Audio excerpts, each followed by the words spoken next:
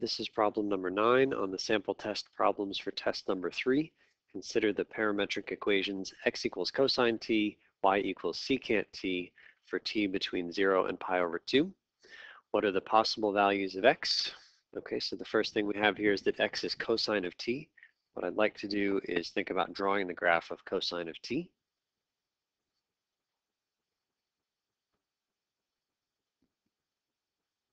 And because x is not normally the dependent variable, I just want to be really clear and say that this is our x over here, and down here these are our t variable, but that is our t variable down at the bottom.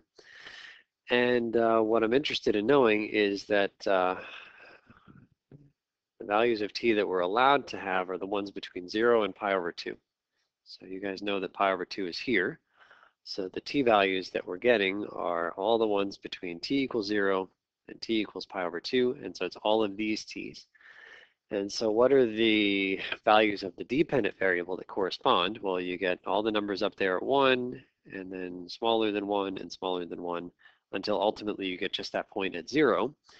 And that's it. You don't get any of these negative dependent variables that are normally y's. You don't get any of the negative y values because you've stopped the t at pi over 2.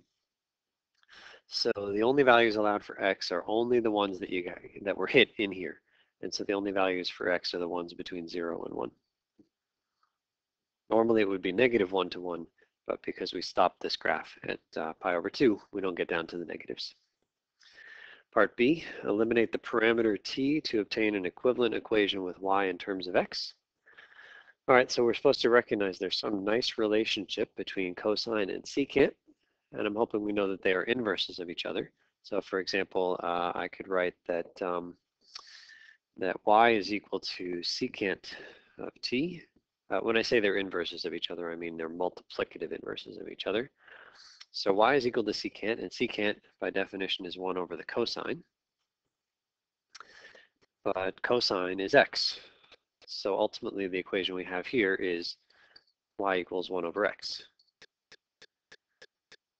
Part C, sketch the corresponding graph indicating the direction of increasing t.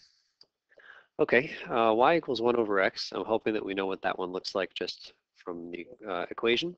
And y equals 1 over x is hyperbola. It's got two different branches. I will just ballpark that that's what they look like, and then we can be a little more precise if we needed to. So that's normally y equals 1 over x.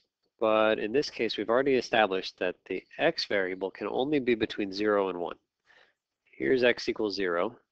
I'll draw that vertical line. Oh, sorry, that's x equals 1, and then here's x equals 0. So the only part of the curve that we get, those two purple things, the only part that we get is the stuff in between those green vertical lines. Only the x is between 0 and 1, and so we get only that part that's up there. So we're going to go ahead and erase all the other stuff. So we don't have any of that. And we don't have any of the negative x or y values. And then in terms of an arrow, all we need to do is plug in, for example, t equals 0. So we know x is cosine of t. So cosine of 0 is 1. We know y is secant of t. So secant of 0, which is 1 over the cosine of 0, which is 1 over 1, which is also 1. So if x is 1, then y is 1. That's this point right here.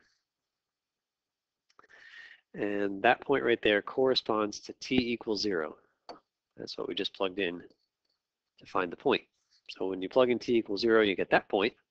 And if I have to choose a direction, it sure feels like we're going to the left in this case. So the direction of travel is this way. If you wanted a little bit more information, maybe for example, and this won't be as nice, you could plug in t equals 0.1 or t equals 0.2.